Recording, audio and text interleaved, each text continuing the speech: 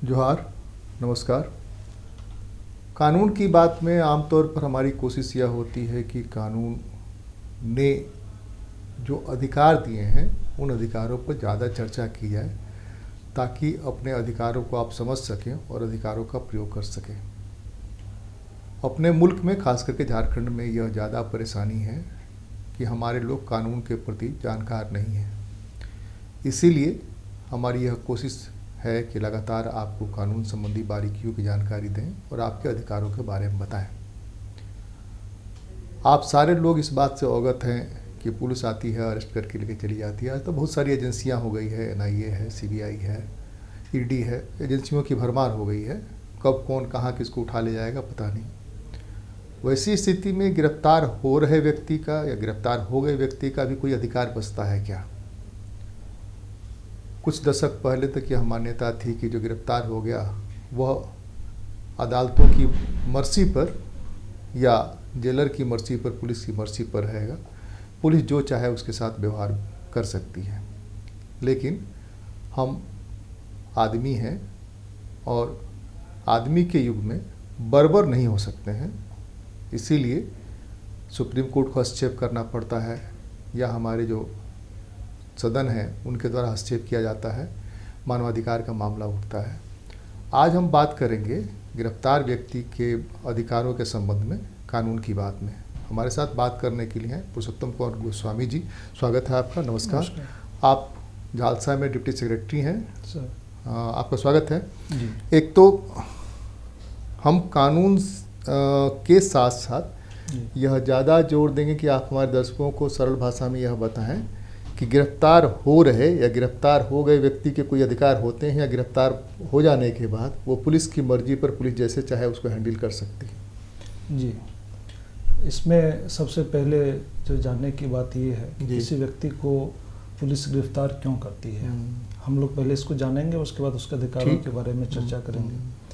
तो पुलिस जो जिसको कि लॉ एंड ऑर्डर का जिम्मा है कि वो लॉ एंड ऑर्डर को संभाले रखे, तो गिरफ्तार किसी व्यक्ति को गिरफ्तार इसलिए करती है यदि उसके समक्ष कोई व्यक्ति संज्ञेय अपराध, कॉग्निजेबल ऑफेंस कारित करता है या कोई एक ऐसा उसको पुलिस को इन्फॉर्मेशन मिलती है, रीजनेबल इन्फॉर्मेशन मिलती है या क्रेडिबल उसको सोर्स से उसको पता चलता है, कोई कंप्लेंट लॉज होता है कि कोई घटना कारित की गई है, या उसको इवन की रीजनेबल सस्पिशन एग्जिस्ट होती है, उसको उसके मन में होता है कि कोई व्यक्ति को एक ऐसा अपराध कारित किया है जिसके लिए उस व्यक्ति को 7 साल से कम या 7 साल तक की सज़ा दी जा सकती है।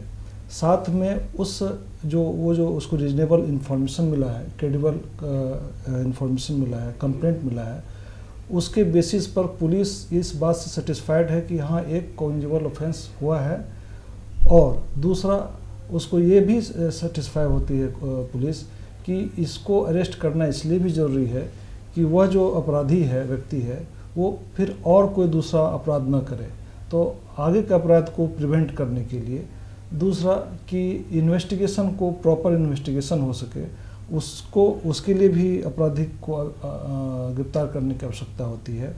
साथ में ये भी प्रिवेंट करने के लिए कि जो आदमी अपराध कारित किया है उसमें जो साक्ष्य हैं उस साक्ष्य के साथ वो टेम्पर नहीं करे, उसको डिसअपेयर नहीं कर दे। अगला जो एक स्थिति बनती है कि उसको इसलिए भी गिरफ्तार किया जा सकता है कि कहीं जो व्यक्ति जिसने अपराध कारित होते हुए देखा है, साक्षी को डरा धमका करके कोर्ट के सामने उन चीज़ों का खुलासा करने से रोकने के लिए या पुलिस के सामने रोकने के लिए उसको पुलिस गिरफ्तार कर सकती है। अब ये पहली स्थिति हुई जबकि संज्ञेय अपराध कोई व्यक्ति करता है जिसमें 7 साल से कम या 7 साल की सज़ा है, तो वो एक स्थिति हो गई जिसमें कि पुलिस उसको गिरफ्तार कर सकती है। लेकिन यहाँ एक रिस्ट्रिक्शन ये लगाया गया है कि आप अगर गिरफ्तार करेंगे तो ये रीजंस उसमें लिखेगी, ये पुलिस लिखेगी कि इन कारणों से हम इसको गिरफ्तार कर रहे हैं, क्योंकि इन्वेस्टिगेशन में कभी इशू हो सकता है, वो इंड्यूस कर सकता है विटनेस को, ये फला। दूसरी स्थिति सर ये होती है कि कोई व्यक्ति एक ऐसा अपराध कारित करता है जो कि 7 साल से ज़्यादा की सज़ा हो उसमें हो रही हो, या फिर उसने उसमें कोई किसी की मृत्यु कारित कर दिया हो तो उसको सीधे जो है उसको गिरफ्तार कर लेगा। या कोई व्यक्ति जो है प्रोक्लेम्ड ऑफेंडर है, घोषित अपराधी है, उसको पुलिस बिना किसी नोटिस के गिरफ्तार कर लेगी। फिर कोई ऐसा व्यक्ति है जैसे आर्म फोर्स से जो डिजर्टर है, वो भाग गया है, तो उसको गिरफ्तार करने का जो है पुलिस को पावर है। उस प्रकार से फिर एक रिलीज कन्विक्ट होता है जो 356 दंड प्रक्रिया संस्था में कन्विक्ट को दोष सिद्ध व्यक्ति को किसी शर्तों पर जो है उसको रिलीज किया जाता है। तो कहा जाता है कि आप इन टर्म एंड कंडीशंस को वायलेट नहीं करेंगे। अगर भी उसको टर्म एंड कंडीशन को वायलेट करता है तो भी गिरफ्तार कर सकती है पुलिस। और एक बहुत महत्वपूर्ण चीज़ है कि यदि कोई व्यक्ति देश से बाहर है और वहाँ पर कोई ऐसा काम करता है जो कि भारत में अपराध डिक्लेयर्ड है अंडर इंडियन पेनल कोड और कोई भी ऐसा विधान के अंदर में, तो और उस देश के साथ भारत का जो है एक्सट्रेडिशन ट्रीटी है, वैसे केस में या किसी लॉ के अंदर में उसको गिरफ्तार करना बनता है तो पुलिस उसको गिरफ्तार कर सकती है। अब इसमें दो चीज़ हो गई। पहली वाली जो स्थिति है जिसमें कि 7 साल से कम की सज़ा होनी है, उसमें 41 का नोटिस देना ज़रूरी है। नोटिस देना है कि भाई आप अगर इन शर्तों को मानते हैं तो आप एविडेंस को टेम्पर नहीं करेंगे, ये नहीं करेंगे, तो हम आपको एक नोटिस देते हैं कि आप ऐसा करेंगे कि समय समय पर पुलिस में के पास आएंगे, थाने में आएंगे, अपनी उपस्थिति दर्ज कराएंगे। और जब उसको नोटिस दे दिया जाता है तो उस व्यक्ति का ये दायित्व बनता है कि वहाँ पर लगातार जाते रहना। जब तक वो जाता रहेगा, पुलिस के डायरेक्शन को फॉलो करते रहेगा, पुलिस उसको गिरफ्तार नहीं करेगी बशर्ते कि न्यायालय से कोई आदेश नहीं आ जाए। तो ये हो गया कि ये नोटिस पुलिस के तरफ से जाएगा या अदालत की तरफ? नहीं, ये 41 की नोटिस जो है वो पुलिस के द्वारा पुलिस देगी कि जो जिसमें 7 साल से कम की सजा है उसमें नोटिस देने का प्रावधान है। एक Arnesh Kumar versus state of Bihar का ऑनरेबल सुप्रीम कोर्ट का ये बहुत ही सेलिब्रेटेड जजमेंट है। उसमें कोर्ट ने पुलिस के द्वारा जो आजकल जो जनरली कुछ ऐसे अपराध होते हैं जिसमें कि जाके पुलिस उसको पकड़ लेती है, हरास करती है, तो उस चीज़ से बचने के लिए कि ये माना जाता है हमारे रूल ऑफ लॉ में कि जब तक कोई आदमी अदालत के द्वारा, सक्षम अदालत के द्वारा दोषी नहीं करार किया जाए तब तक वो निर्दोष है। तो इस रूल ऑफ लॉ को सब्सटेंटिएट करने के लिए, सपोर्ट करने के लिए इस तरह का जो अब प्रोविज़न दे दिया गया है और इसका फॉलो अप इसको पुलिस को करना है। आपका पेरेंट क्वेश्चन ये था कि क्या राइट्स हैं? नहीं, थोड़ा सा हम इसमें और ये जानना चाहते हैं। कुछ मामले बताइए आप जी, या कुछ दफ़ा बताइए जिसमें कि 7 साल से कम होने की सजा है, उसमें जाकर के पुलिस गिरफ्तार कर सकती है बगैर नोटिस दिए। जी जी, जैसे कि चोरी का मामला हो गया, 498 का मामला हो गया, इस तरह से हल्के फुल्के मारपीट की घटना 323 की जो घटना हो गई। अब इन सब छोटे छोटे मामलों में चूँकि जेल में ओवर क्राउडिंग हो गया, तो ओवर क्राउडिंग होने के कारण क्या हुआ कि बहुत सारी परिस्थितियां हैं, हमारा इंफ्रास्ट्रक्चर उतना स्ट्रॉन्ग नहीं है।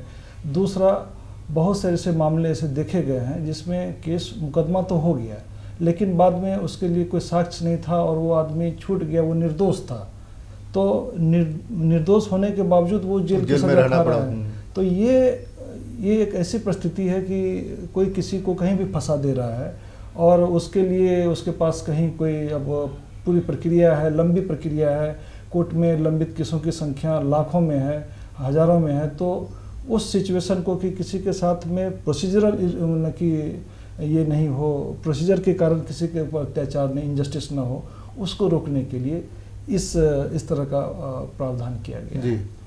और सर का जो सवाल ये था कि क्या अधिकार हमारे राइट्स क्या है? तो हम लोग भारत में जितने भी विधान हैं, जितने भी एक्ट इनेक्टमेंट्स हैं, सब संविधान से शक्ति प्राप्त करते हैं। वहाँ संविधान से शक्ति प्राप्त करते हैं। अरेस्टेड व्यक्ति के संबंध में आर्टिकल 22 है संविधान का, उसमें 3 तरह के राइट्स की चर्चा उसमें कही गई है। वो पहला राइट कि जो आदमी गिरफ्तार होगा, गिरफ्तार आदमी को गिरफ्तारी का कारण बताना होगा, ग्राउंड ऑफ अरेस्ट, कि क्यों आप उसको अरेस्ट कर रहे हैं। दूसरा कि गिरफ्तार करने के बाद memo of arrest, memorandum of arrest बनाएगा और उस मेमोरेंडम ऑफ अरेस्ट में जो व्यक्ति गिरफ्तार है को उसका सिग्नेचर होगा उसमें जी। उसके किसी परिवार के सदस्य का सिग्नेचर होगा। और अगर मान लीजिए कि परिवार के सदस्य उस जगह पर उपस्थित नहीं है तो जिस लोकेलिटी में उस व्यक्ति को गिरफ्तार किया जाता है उसके किसी सम्मानित व्यक्ति का उसमें सिग्नेचर होना चाहिए और मेमोरेंडम ऑफ अरेस्ट को गिरफ्तार व्यक्ति द्वारा काउंटरसाइंड होना चाहिए। साथ में पुलिस का ये दायित्व है और अरेस्टेड व्यक्ति का अधिकार है कि उसको मजिस्ट्रेट के समक्ष जो है गिरफ्तार होने के 24 घंटे के अंदर में पेश किया उसको पेश किया जाएगा। लेकिन उसमें वो जो गिरफ्तारी के स्थान से लेकर के मजिस्ट्रेट के डिस्टेंस तक जो वो समय लगेगा लाने में वो टाइम एक्सक्लूड कर दिया जाएगा। तो ये तो संविधान का राइट हो गया, संविधान के द्वारा प्रोटेक्शन हो गया। अब इसी प्रोटेक्शन को आगे और भी एक्सटेंड किया गया है जो कि दंड प्रक्रिया संहिता की धारा 41B है। उसमें कहता है कि जो पुलिस किसी व्यक्ति को गिरफ्तार करने के लिए जाएगी तो उसको सबसे पहले उसका पुलिस का दायित्व है और अरेस्टेड व्यक्ति का राइट है कि वो जाने कि कौन हमको गिरफ्तार करने के लिए आया है। तो पुलिस को एक विजिबल मार्क ऑफ आइडेंटिफिकेशन जैसे कि राम कुमार वर्मा ASI या SI वो उसको एक विजिबल मार्क ऑफ आइडेंटिफिकेशन उसको बियर करना है।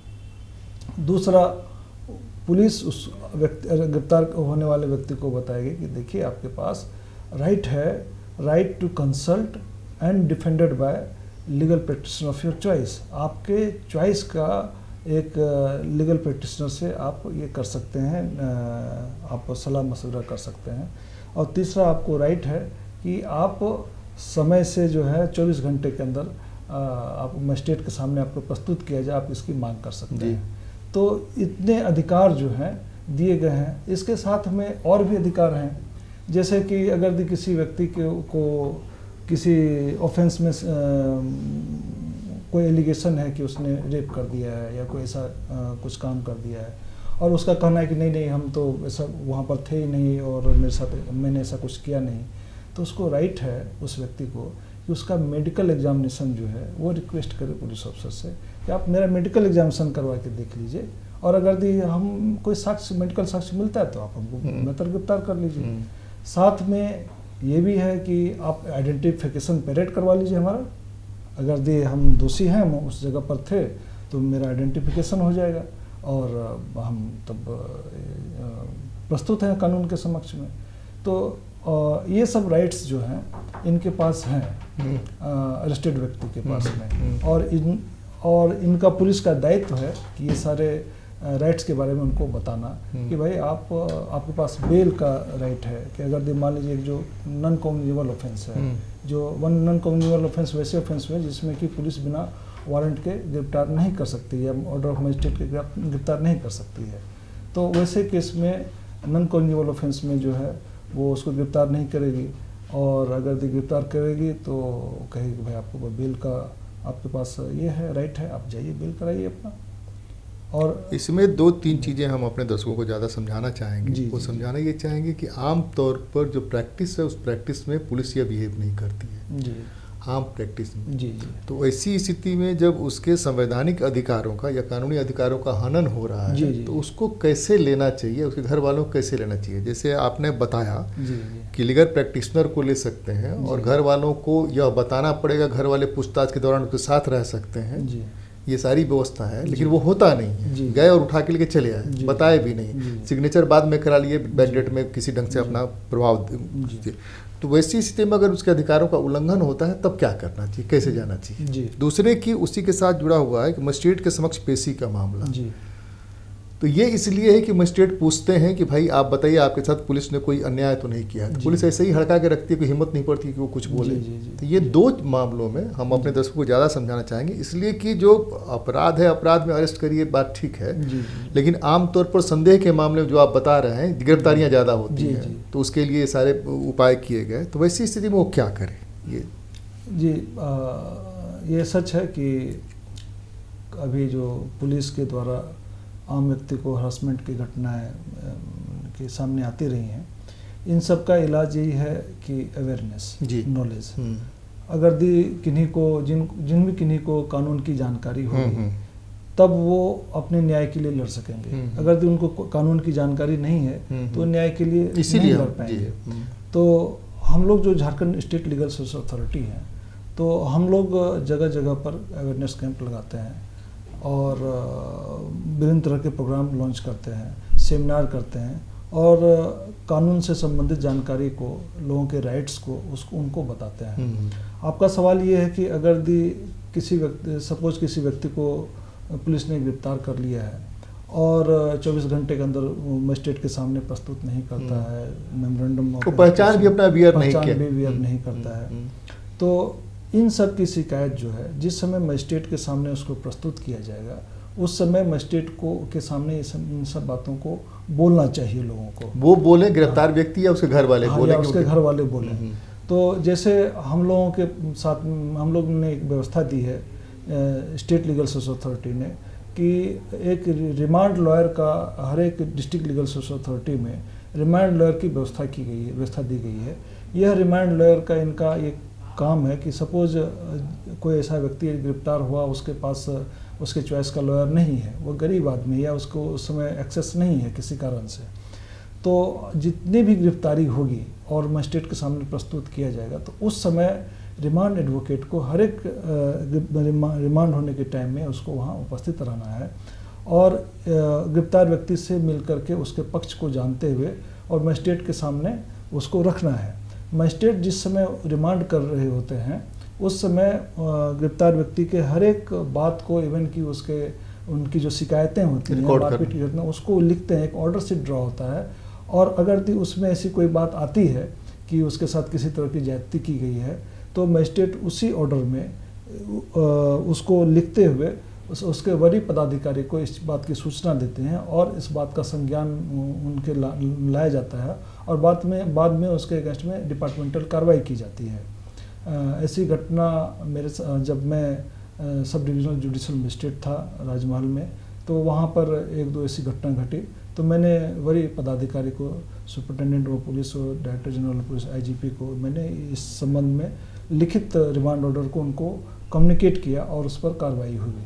तो ये एक चीज़ है। दूसरा, यदि किसी व्यक्ति को इलीगल डिटेन कर लिया जाता है 24 घंटे के अंतर्गत में, यदि मजिस्ट्रेट के सामने प्रस्तुत नहीं किया जाता है, तो वह व्यक्ति या उसके बिहार पर कोई भी उसका परिवार का संबंधी आदमी जो है रिट दाखिल कर सकता है हाई कोर्ट में या सुप्रीम कोर्ट में कि हेबियस कॉर्पस करके उसकी बॉडी को रिकवर किया जाए, उसको प्रस्तुत किया जाए कि किसी भी आदमी को 24 घंटे के अंतर्गत बिना मजिस्ट्रेट के सामने प्रस्तुत किए गए कस्टडी या डिटेंशन में नहीं रखा जा सकता है।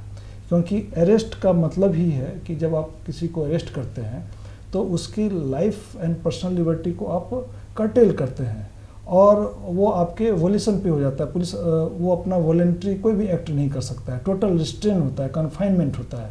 तो उस कन्फाइनमेंट अथॉरिटी ऑफ लॉ के द्वारा ही हो सकता है, उसके बियॉन्ड नहीं हो सकता है। उसके बियॉन्ड यदि हो रहा है तो इसकी लिखित शिकायत जानी चाहिए, लोगों को समझना चाहिए कि कोई भी कानून के ऊपर नहीं है, चाहे वह एक पुलिस पदाधिकारी है, चाहे वो कितना भी ऊपर हो, या कोई इवन के न्यायिक पदाधिकारी भी है, कोई भी व्यक्ति कानून के ऊपर नहीं है और कानून के साथ में कोई खिलवाड़ नहीं कर सकता है। पुलिस वाले जो अरेस्ट करने जाते हैं उनके ड्यूटीज़ के बारे में कुछ बताया आपने जी। जो व्यक्ति गिरफ्तार हो रहा है उसका परिवार उनसे क्या डिमांड कर सकता है? जैसे कि आपने बताया कि उसको अपना पहचान क्लियर करना है, नेम प्लेट लगाना है, वो उन्होंने नहीं लगाया है, सिर्फ वर्दी है जो आमतौर पर होता है। रात में पहुंचे तो हम नहीं लगा पाए या वर्दी पहनते समय गिर गया, ये गिर गया, और वो बता भी नहीं रहे कि हम क्यों, किस मामले में ले जा रहे हैं, ये भी नहीं बता रहे हैं। तो वो व्यक्ति और उसके जो लोग हैं उनको क्या करना चाहिए, इमीडिएट क्या करना चाहिए? एक तो हम देखे हैं कि नया ट्रेंड हुआ है, अरे मीडिया को फ़ोन लगाओ, मीडिया को फ़ोन लगाओ। तो हम लोग चूँकि मीडिया में है इसलिए फ़ोन आता है, तो हम लोग के लिए खबर है, खबर बनाते हैं, तो उससे लगता है उन लोगों को कि ये सुरक्षित हो गया, कम से कम इनकाउंटर तो इसका नहीं होगा, इसलिए कि छप गया, उठा के ले गया वहाँ से। क्या राइट क्या है, तुरंत क्या करना चाहिए? इसलिए कि मजिस्ट्रेट उसके लिए अवेलेबल नहीं है। गिरफ्तार व्यक्ति के लिए पुलिस जब ले जाएगी तब मजिस्ट्रेट उपलब्ध है, लेकिन जो घर वाले हैं उनके लिए तो मजिस्ट्रेट उपलब्ध नहीं है, रात का समय है। क्या करना चाहिए उनको राहत के लिए? जहाँ तक फौरी एक्शन की बात है कि अगर तुरंत क्या करना चाहिए, तो स्वाभाविक रूप से किसी व्यक्ति को गिरफ्तार करने के लिए कोई कांस्टेबल जाएगा या SI लेवल का कोई व्यक्ति जाएगा, कोई पदाधिकारी जाएगा, तो तुरंत संबंधित व्यक्ति को या उसके संबंधी को सुपरिटेंडेंट ऑफ पुलिस के पास जाना चाहिए और वहाँ जाकर के इन बातों को रखना चाहिए, क्योंकि सुपरिटेंडेंट ऑफ द पुलिस का जुरिडिक्शन पूरे जिला में कंट्रोल उन्हीं का रहता है, उन्हीं का कंट्रोल होता है और उनके पास पहुँचना चाहिए और अपनी बातों को रखनी चाहिए। और सुपरिटेंडेंट ऑफ द पुलिस वो कानून के द्वारा बाध्य है कि किसी भी व्यक्ति के अधिकार की वो उसको रक्षा करना है। जी। ये जो आईपीसी है, जी, आईपीसी में इस तरह के मामलों में क्या क्या प्रावधान है, ये थोड़ा सा लोगों को बताया जाए। अब जैसे कि छोटे मामले जैसे 188 है, 151 का मामला है, 151 ये कहना है 9 का मामला है, इसमें आमतौर पर गिरफ्तारियां हो जाती हैं। जी, जी, हमको संदेह है कि आप कुछ करने वाले हैं। जी, जी। आपने कहा कि चूंकि क्राउड है वहाँ पर, जी, जी, इसलिए ये व्यवस्था की गई है कि नहीं कम से कम लोग अरेस्ट हों, बाकी लोगों को किया जाए। तो आईपीसी में जो अधिकार पुलिस को मिले हुए हैं दंड प्रक्रिया संहिता सीआरपीसी में, तो वो हम ये जानना चाहते हैं कि बाकी लोगों के लिए क्या है, जो आम आदमी है जिसके साथ घटना घटी, पीड़ित कह सकते हैं, उसको क्या अधिकार है। कुछ अधिकार तो आपने बताया। जी जी जी। कानून और संविधान जो उसके अधिकार देता है, उसकी रक्षा की जिम्मेवारी किसकी है? जिस विधि व्यवस्था को मेंटेन करने के लिए पुलिस है, जी जी जी, उसके अधिकारों के रक्षा करने के लिए सुपरिटेंडेंट ऑफ पुलिस है और जुडिशियरी है। जी जी। लेकिन इस बीच में जो गैप है, उस गैप की भरपाई कैसे हो सकती है कि उस गैप में उसके साथ कोई अन्याय नहीं हो। इसलिए कि आमतौर पर यह मानना है कि 3rd डिग्री इस्तेमाल होगा।